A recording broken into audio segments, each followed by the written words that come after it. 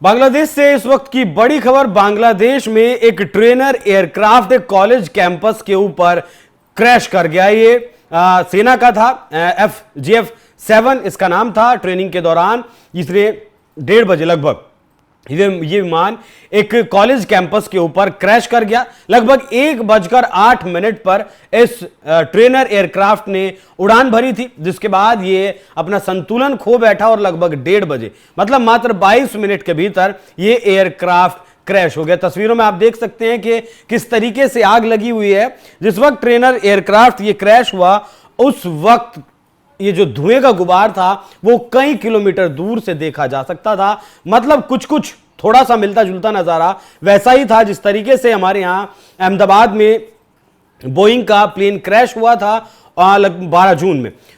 जैसा आग का गुबार, जिस तरीके से आग जो लगी थी वो ठीक वैसी थी। हालांकि उसमें फ्यूल बहुत ज्यादा था, लगभग 1 लाख लीटर से ज्यादा फ्यूल था, लेकिन यहां ऐसी स्थिति नहीं थी। लेकिन कॉलेज कैंपस के ऊपर यह क्रैश हुआ है, जिसमें एक मौत की अब तक पुष्टि की गई है।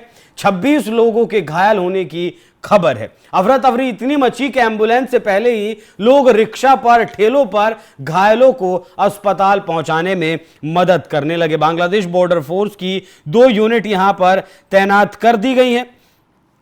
हजरत सहजलाल इंटरनेशनल एयरपोर्ट के एक वरिष्ठ अधिकारी ने इस पूरी घटना की पुष्टि की है, लेकिन दुर्घटना के कारणों का, हताहतों के बारे में जो तत्काल जानकारी थी वो अब तक यही मिली है। बाकी अभी कोई जानकारी नहीं मिल पाई है। बाकी आपको बता दें कि ये जो F-7 था, ये जो क्रैश हुआ है, ये एक चाइनीज विमान था और चाइनीज हथियारों का, चाइनीज फाइटर जेट का भारत के ऑपरेशन सिंदूर के दौरान क्या हश्र हुआ वो भारत, पाकिस्तान, बांग्लादेश ने नहीं बल्कि पूरी दुनिया ने देखा किस तरीके से GF-17 थंडरबोल्ट जो चाइना और पाकिस्तान मिलकर पाकिस्तान में बनाते हैं, वो किस तरीके से भारत ने 6 फाइटर जेट पाकिस्तान के उड़ा दिए थे। बाकी AP की रिपोर्ट के मुताबिक सेना और अग्निशमन के जो अधिकारी हैं वो, बाकी बांग्लादेश वायुसेना का ये जो ट्रेनर विमान था, ये ढाका के उत्तरी उत्तरा क्षेत्र के एक स्कूल परिसर में दुर्घटनाग्रस्त हुआ, जिसमें अब तक एक व्यक्ति के घायल होने की, एक व्यक्ति के मरने की खबर है और 26 लोगों के मारे जाने की इसमें खबर है। बाकी बांग्लादेश सेना और सेना के जवान और फायर सर्विस, सिविल डिफेंस की 8 यूनिटों को इस अलग अलग काम में यहां लगाया गया है। बचाव कार्य पूरी तरीके से शुरू कर दिया गया है, या कहें कि लगभग पूरा कर लिया गया है। एक अधिकारी ने यहां बताया कि उन्हें दोपहर लगभग 1:18 पर माइलस्टोन कॉलेज के पास विमान दुर्घटना की सूचना मिली, जिसके बाद 3 यूनिटों को घटनास्थल पर तुरंत भेज दिया गया था।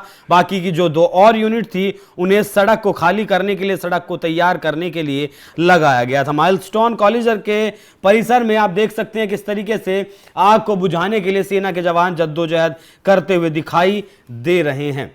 तो बांग्लादेश में कॉलेज के ऊपर ये प्लेन क्रैश हुआ है, जिसमें एक व्यक्ति के मरने की खबर है। चाइनीज ये फाइटर जेट था, ट्रेनर एयरक्राफ्ट था, ट्रेनिंग दे रहा होगा शायद पायलटों को। 1:08 पर उड़ान भरी और 1:30 पर यह फाइटर जेट क्रैश कर गया। इसका अगर पूरा नाम मैं आपको बताऊं तो FT-7BGI फाइटर जेट इसका नाम था और यह महज 22 मिनट में क्रैश हो गया। बांग्लादेश में फिलहाल हालात कितने खराब हैं अर्थव्यवस्था को लेकर अब समझ सकते हैं कि एम्बुलेंस तक वहां नहीं पहुंच पाई और लोगों को रिक्शा और ठेलों पर ही ले जाना पड़ा।